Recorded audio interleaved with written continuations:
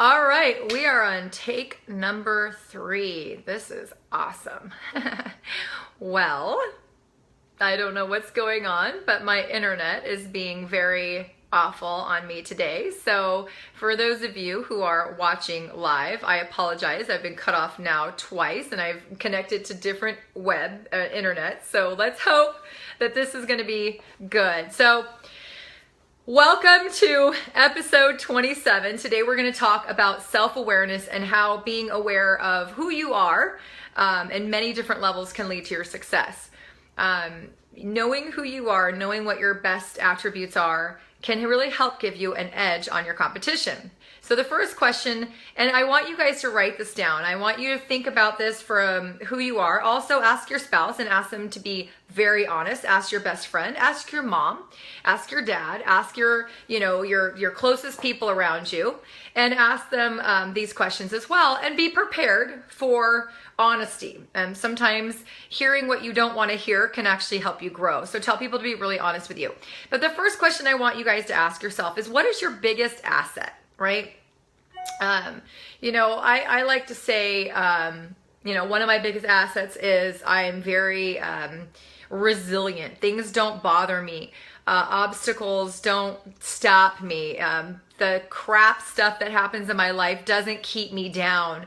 For those of you guys know, 4 years ago, my mom was diagnosed at the age of 65 with stage 4 lung cancer. And it was one of the hardest things, it was the hardest thing I've ever been through, but it didn't stop my life. I went to the hospital every day for 5 weeks. I worked from there. I continued, and sure, I took more time off and I relied on my team. But at the end of the day, I don't let it ruin my life, right? When something bad happens, or I get rear-ended, or one of my children, things happen. So how's your attitude about things? Because do others really have more problems? Or is it that some people allow problems to control their lives? It doesn't matter if you're rich or poor. If you're exposed to germs on an airplane or in a school or whatever, then you're going to get sick, right? Stomach flu, when you throw up, it's not you caught that. It doesn't mean your immune system weak. Throwing up with a stomach flu is your immune system actually getting rid of it. The symptom is actually the cure. So it doesn't matter if you're rich or poor or healthy or whatever. If you are exposed to stomach virus, you're going to get sick, right? If you're rich or poor, it doesn't matter what area you live in. If you drive a Mercedes, you drive a beat down 80-year-old car, if you run over a big nail or a piece of metal or something, you're going to get a flat tire. Doesn't matter if you're wealthy or poor, if you're successful or whatever. If you're wearing nylons and a dog scratches it, you're going to have a ripped nylon, right? It doesn't matter you're rich or poor. It doesn't matter where you came from. If a baby throws up on you and your shirt and you're walking to a meeting, that sucks for anybody, right? But it's your attitude about how these things impact you that makes the difference, right? Everything can happen. Heartbreak's going to happen. People are going to quit on you. Everything happens to everyone. How are you dealing with it? So how's your attitude? How's your work ethic, right? Be aware of that. How's your work ethic? You have the same product and services as people in your upline, the same comp plan, the same timing, the same number of people have joined, the same opportunity. Most of you guys live in the same, country, and yet people have different success levels, right? So what is your work ethic? Are you helpful? Are you fun? Are you a connector? Are you somebody that loves to throw parties? Maybe you'd be great at this because of that. Are you a teacher? I always tell people network marketing isn't about sales, it's about teaching. I'm teaching people about a product or service, but me, it's product. Then I'm teaching others how to distribute that product. So I would say teachers are a better fit for this profession than salespeople, right? Salespeople come in, they think they're going to close everyone, and then they get discouraged when they realize that everyone doesn't want to be closed, that you have to be looking for people who are looking, and that by educating people on what your product or service is and what your business has to offer is the key. So what's the best thing that you have to offer? What is your best asset? Are you a great mentor? Are you a connector? Do you have a great attitude? Do you love to have fun? Do you love to throw events? Do you love to teach people? Do you love numbers? Do you love to run reports? Do you love to make social media shareables? What can you contribute? Because every team needs every type of personality. So what is your biggest asset? It's really important for you to know that, because then you can partner and build a tribe of people. Like one of my business partners, Rachel, is extraordinary at creating shareables, and she knows every app, and she can, that's like, we call it Bibby Bobby Boo. Like in 5 seconds, she can have a shareable to promote our conference call. She could whip out a 50-page PowerPoint after her and I did an hour brainstorm, and she can do it in like 2 hours. It would have taken me 20 years. I don't even know PowerPoint, right? So, I'm not great at creating stuff like that. I'm great at, teaching and training and learning and stuff. And there's some things that I bring to the table. So she makes a great partner with me. And then we have other, we have a whole plethora, a whole spectrum of leaders in our team, and every team needs every personality type. So what is your biggest asset? What can you contribute? What is going to give you the edge? Know your assets and ask people, what do you like best about me? All right, what is your biggest liability, right? This is a little reality check. Many people in MLM, their biggest liability is that they have an unrealistic expectation. They overestimate what they can do in 3 months, and they underestimate what they can do in 5 years. When I got into this industry, I never said, I'm going to see how much money I can make in a year. I said, I see people who've been in this industry for 5, 10, 20, 30 years that have made, tens of millions of dollars. This is a career change for me, right? It's crazy that people come in and they're like, it's okay, it's been 6 minutes, I'm not a millionaire, this must be a scam, right? Having realistic expectations, having a bad attitude, being negative, right?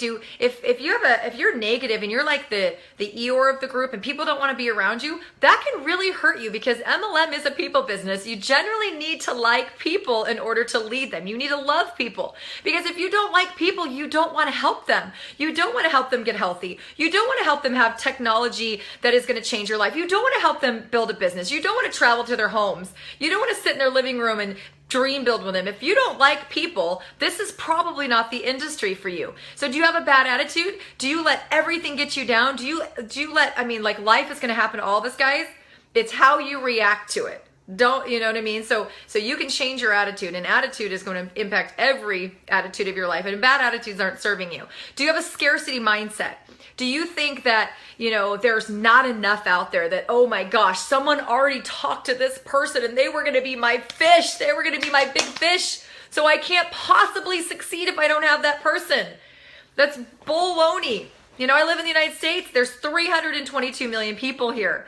Just because one person, or even 100, or even 1,000, or even 10,000 people say no to me, if 1 million people say no to me, there's still 321 million other people I could talk to. If 10 million people said no to me, there's still 312 million people. That is an abundance mindset. But you are like, oh my gosh, my best friend was already in this company. She talked to everybody. I'm doomed. That's a bad, scarce mindset. So that is going to, that one single thing could manipulate more businesses in MLM than any other factor. Do you have deep-rooted beliefs that you're not good enough, you're not enough, that you're not built for this, your personality isn't right? When you were little, when you were grabbing your mom's leg, a lot of times moms will go, oh, sorry, she's shy. Don't ever tell your children that. And to stop telling yourself that. You're not shy. You're amazing. You're a human. God gave you all kinds of beautiful assets. Know them. That don't, get over your deep-rooted beliefs, because they're going to hold you down. Do you think that your biggest liability is that you don't have time? Newsflash, every single person, every celebrity, every mogul, every billionaire, every top industry leader all has the same clock. We all have the same clock. We all have the same human bodies that need sleep and they need food. And we all have the same environment. Of course, you can change your environment, but we all have the same amount of time. I have a great episode, I think it's episode 4, that talks about how to build around the busiest schedule. So if you don't think you have any time, I suggest you watch that. You think you have no support. Oh, nobody helps me. Nobody helps me. It was the great Del Brown that says, if you want a helping hand, look at the end of your own arm.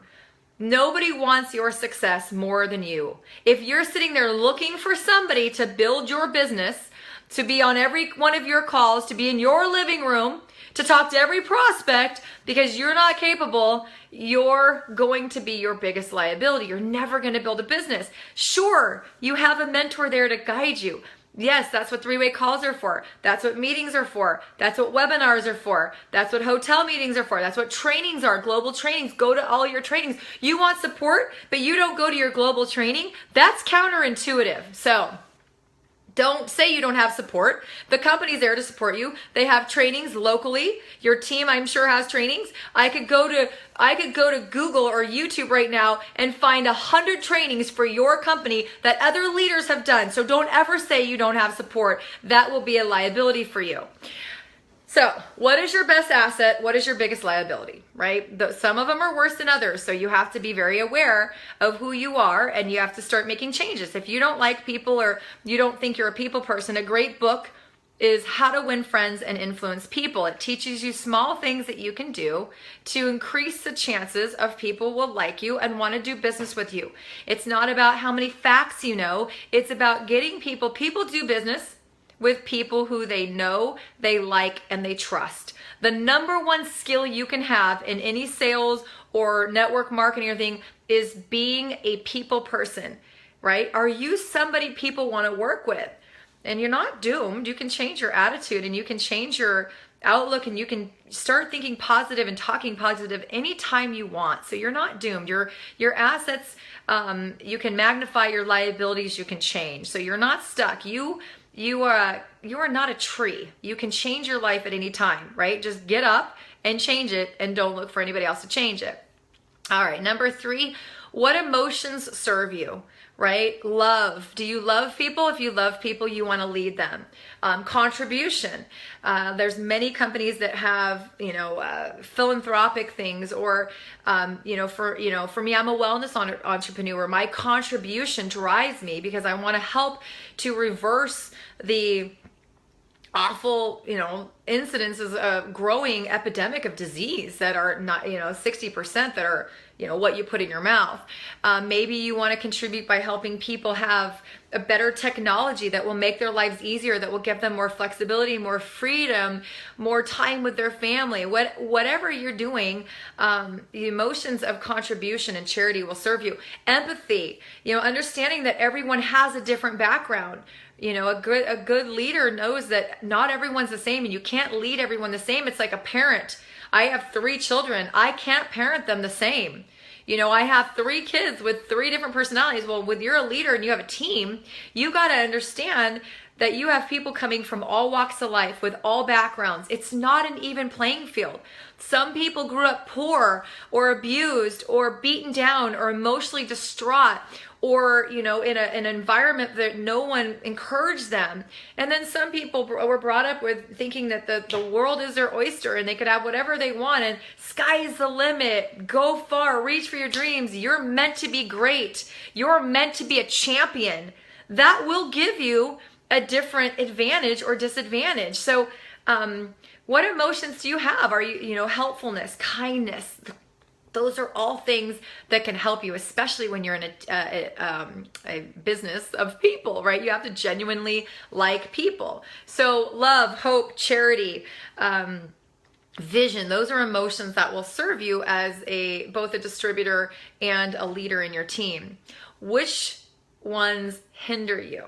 So we all think about like the positive, and it's easy to think about the positive emotions: hope, love, belief, excitement, kindness, helpfulness, creating community. Those are ones that will serve you, but there's a lot of emotions that we have that you need to be self-aware of that will absolutely hinder you and they will sabotage you. So a couple of those are jealousy, thinking somebody was given something, or their upline helps them more, or they went faster, or they live in a different area, they drive a different car, they were given a different hair color, the different eye color, they grew up with a more a more supportive family.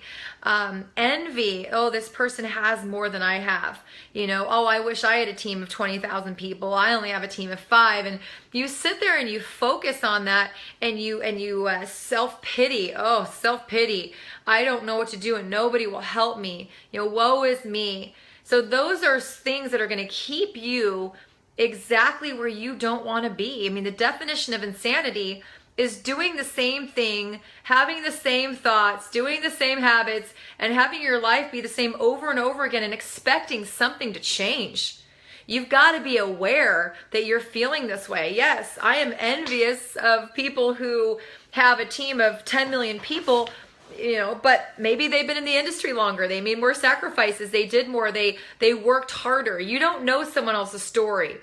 You don't know what their journey was like. And you don't know what my journey was like. People always say, gosh, man, Tara, I want what you have. And I'm like, the first thing I say, especially to moms, is, but are you willing to do what I've done to have what I have? Because a lot of people aren't.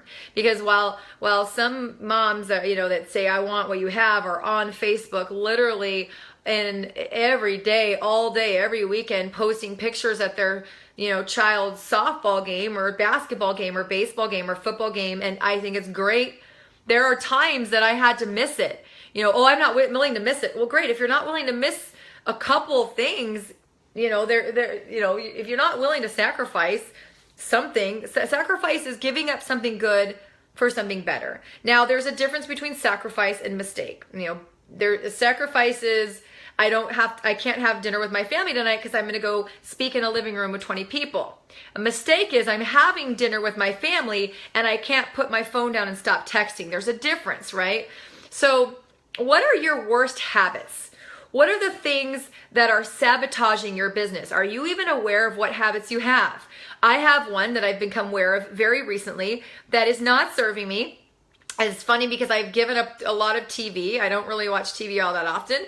But I replaced watching TV lately with scrolling on Facebook and watching those 32-minute videos, and all of a sudden I'm like, oh, I didn't watch an hour of TV, but I scrolled on Facebook. I've become aware of that habit that, instead of watching TV at night, I sit there and scroll Facebook. Now, there are some good things. I do watch a lot of inspiration. I grab inspirational quotes. I learn from people. I do watch videos that are in my field, in my profession, that can help me learn and grow. So I don't just watch videos about like Tasty. Oh, Tasty. The other day I spent a half an hour on Tasty.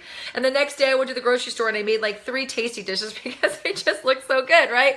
So that's one of my worst habits.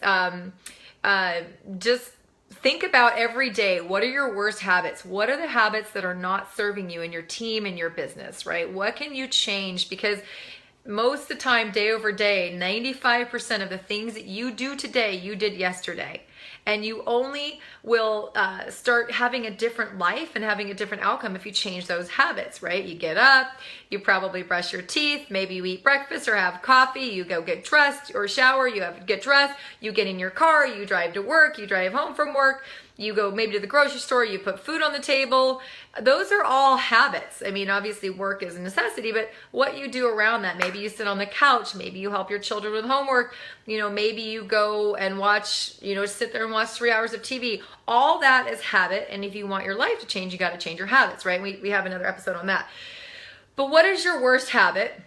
It's really good to be aware of the things that you could change that are not serving you and your goals and your team and your mission and your passion and your definite purpose. It's very, very, very, very, very important that you are aware.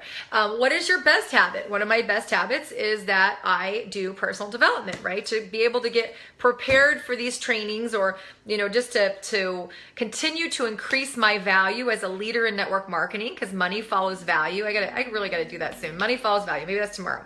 Money follows value. Money follows value. Money is just a value follower, and the more value you give to people, the more money you're going to make. It's a value add. So you wonder why celebrities, it seems like, oh my gosh, these make $10 million for a single movie. It's like, oh, it's not fair.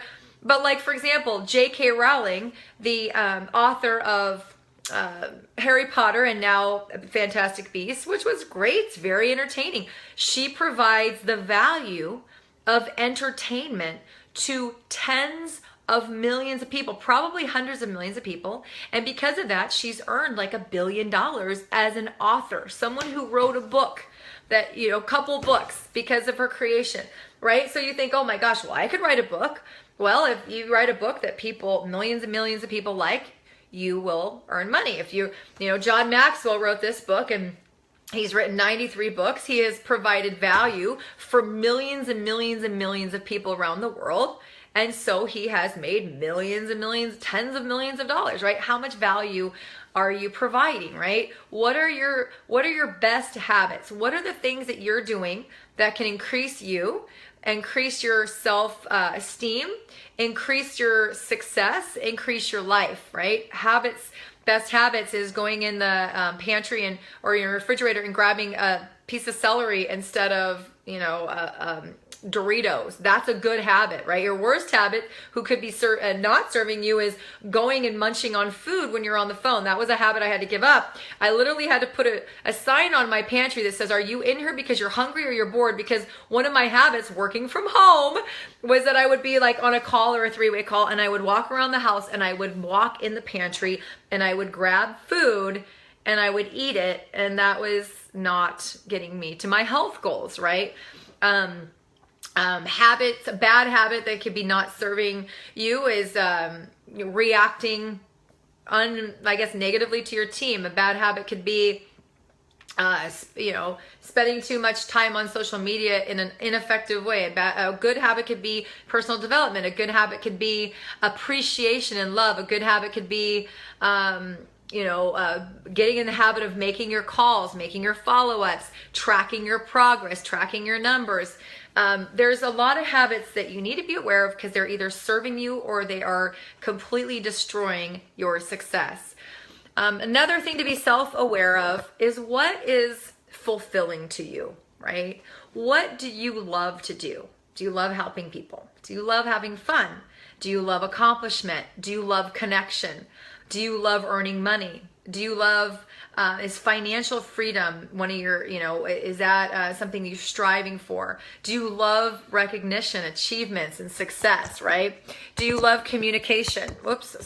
Do you love just being in a community? Do you, what do you love? What's fulfilling to you, right? If you know what's fulfilling to you and you know what your passions are, then you will wake up excited every day to do what you do. What do you value, right? Do you value people? Do you value family? Do you value love? Do you value money? Do you value connection and relationships, right? I have my values written over here. Let me drive over and get them real quick. And I have my, a little too far. I have my values written in front of me every day because everything I do is guided by these values, right? My value is family. So family and love, health, freedom, right? I don't ever want to have a job again because having a job means I don't get to pick my girls up for school. And remember, my love and family is a high value to me. So I'm in this industry because it allows me to spend more time with my family. Health, right? One of my personal values is health. So I choose a wellness company because I want to help people get healthy because it's a value to me. So I'm driven by that value. Freedom, right? Being able to be an entrepreneur and create my own destiny and my own life and design my own schedule is very high value to me, which is why I make a great entrepreneur in network marketing, which is why I don't think I could never go back and work 8 to 5 for somebody else. Security, being able to create income and have retirement funds and college funds and rainy day funds, that's important to me. That when people say I don't have $500 to join your business or whatever it is, $1,000 or $200, that's my worst nightmare. Having to say those words out of my mouth is my worst nightmare. Saying I don't have $500, like that makes me like sweat. Happiness, comfort, accomplishment, right? It is great to see, you go out and you do actions. You see people having results with your product or service. You see people having results in your business. That gives me a sense of accomplishment. It's another reason why I love doing what I do. Creativity. Being an entrepreneur, there's always going to be a curveball, something that you get to, every day is like a new present in this industry. There's a new problem, a new objection, a new person, a new question. You get to get creative in ways to share it with people. Self-discipline, gratitude. So these are my values. So it's really important for you to be self-aware of what is your motivating values, because if you know your values, then it'll guide you and you'll never do the wrong thing. It's vital to know yourself, your goals, what you really, really want out of life. What are your values? What is your calling? What makes your heart sing? I love helping people get healthy through products and education, and I love creating entrepreneurs in that space because it is accomplishing my goal. Know your weaknesses so you can learn, you can grow, you can change them, you can help maybe diminish them over time. You can help you grow, you can help improve. Know your strengths so you can soar and help others and be a vital part of your team and your community, because there's nothing better than being part of something that you really believe is going to change lives. Know your definite purpose. Like, really dig deep and find out, why do you do what you do? Because it's not about what you do, it's about why you do what you do. And when you know why you do what you do, and you're aware of that, you will attract other people, because you will be consistently talking about your mission and your purpose and why you do what you do. And when you do that, you find people who agree with you. So when you know what you do and why you do it, you are going to attract people, and you're going to have success like never before. So get to know yourself. I would spend some time today writing these down and really just dumping your brain out. What are your best assets? What are your worst assets? What are your best habits? What are your worst habits? What emotions serve you? What emotions hinder you?